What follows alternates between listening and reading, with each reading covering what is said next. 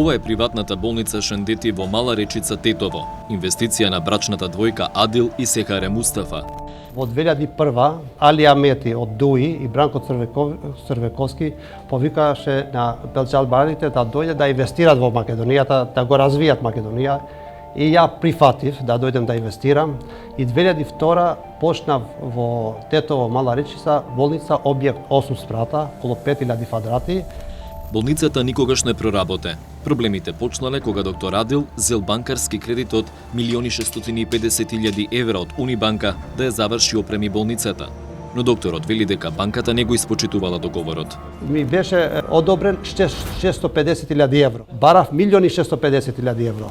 Болницата била ставена под хипотека, а тој престанал да ги уплаќа ратите за искористениот кредит, зашто банката не го испочитувала договорот.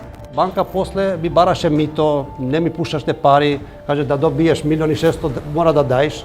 И главниот директор од Булгарија, Кралчев се зовеше. И одев кај меногашницата и барав снимак. И го зедов во CD и ја почнав да се буним, барав парите да ми се враќаат назад. Не ми треба 200, не можам да го реализирам проектот.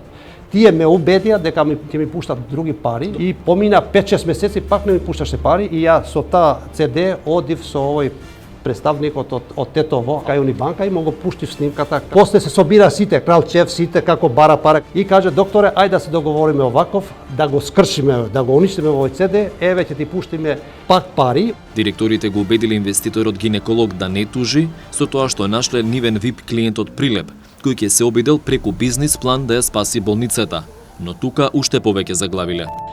Во момент кога требаше да се активира хипотеката на болницата, всушност ние требаше болницата да ја оживееме и да ја вратиме назад со давањето на позајмиците кои што ми дадоа како кредитна линија мене. Кога требаше да се одобрат први побараните 600.000 евра, банкарите не оценија ни кажа дека нема да добиеме 600.000 евра, туку ќе добиеме позитивна оцена од 1.000.000 евра нов кредит, меѓутоа 400.000 евра да ги вратиме назад во банката.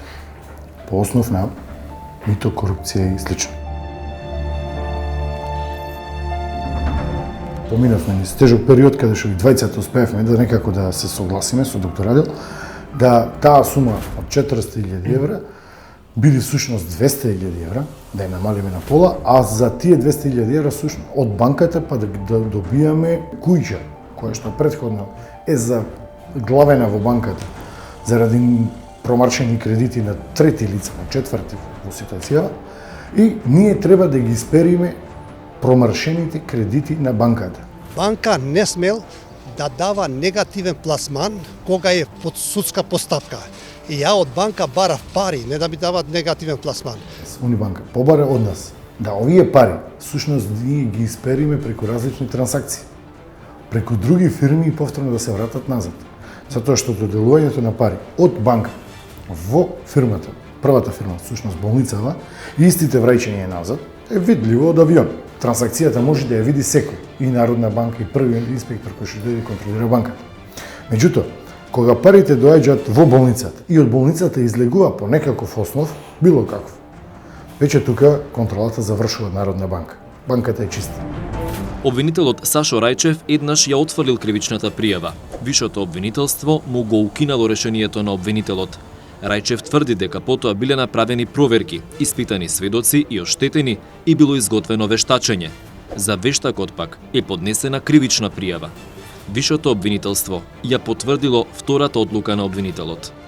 До Унибанка испративме прашање и барање за интервју за случајот. Одговорија дека наодите се неосновани и дека институциите во Македонија потврдиле дека банката работи законски.